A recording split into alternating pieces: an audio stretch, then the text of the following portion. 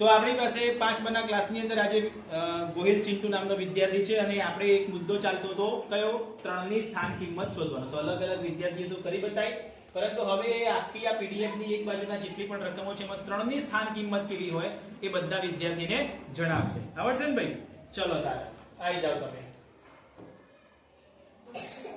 ઉભા રહો, પહેલા આ જોઈ લો કમ્પ્લીટ. ચાલુ થઈ ગયો?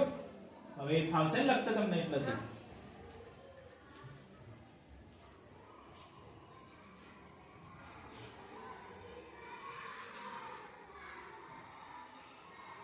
વેરી ગુડ, સરસ સરસ.